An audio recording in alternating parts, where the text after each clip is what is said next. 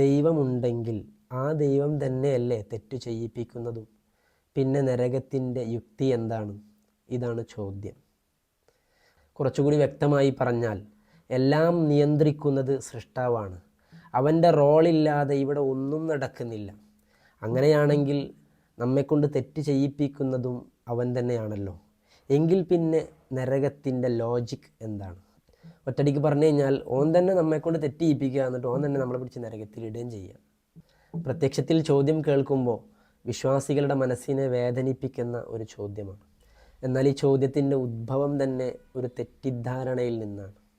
എല്ലാം അടക്കി ഭരിക്കുന്നു, ഒരു കളിപ്പാട്ടത്തെ ചലിപ്പിക്കുന്നത് പോലെ, ഒരു കാറിനെ റിമോട്ട് കൊണ്ട് കൺട്രോൾ ചെയ്യുന്നത് പോലെ എല്ലാം സൂക്ഷ്മമായി അടക്കി ഭരിക്കുന്നു എന്നതല്ല വാസ്തവം.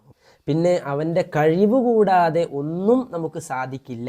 അവൻ നൽകുന്ന കഴിവ് കൊണ്ടേ എന്തും ചെയ്യാൻ സാധിക്കുകയുള്ളൂ.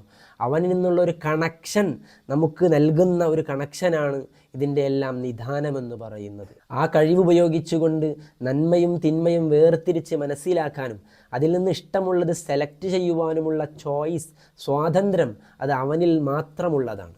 സൃഷ്ടികളായ എല്ലാവർക്കും സൃഷ്ടാവിൽ നിന്നുള്ള ആ ഒരു കണക്ഷൻ അവൻ ഓരോ അണുനിമിഷവും നൽകിക്കൊണ്ടേയിരിക്കും.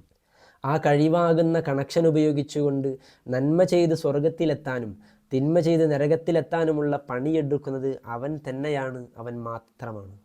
അതുകൊണ്ട് ശരീരേച്ഛയോട് പിൻപറ്റി എല്ലാ തിന്മകളും തെണ്ടിത്തരങ്ങളും ചെയ്തു കൂട്ടിയിട്ട് ചിന്തിക്കുവാനുള്ള ബുദ്ധിയും വിവേകവും ജീവിക്കുവാനുള്ള ശ്വാസവും ഊർജവും നൽകിയ സൃഷ്ടാവിൻ്റെ മേൽ വെച്ച് കെട്ടുന്നത് എത്ര വലിയ അപകടമാണ്, അബദ്ധമാണ്.